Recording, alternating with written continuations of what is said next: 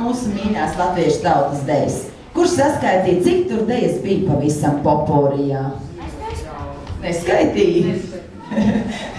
Nebija, jo nebūs tik daudz, tikai 4.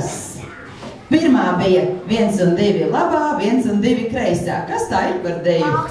Plaukstiņpolka malači. Otra bija dzirnaviņas, kā viņu sauc savādāk?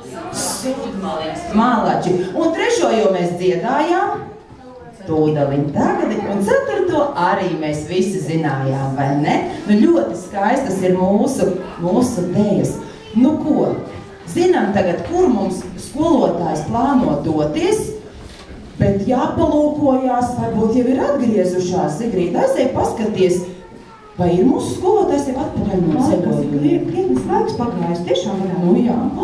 Jā, ir visas. Un tādiem noslēgumainiem smaiļiem laikam daudz iespaidu gūšas. Nāciet izstāstiet!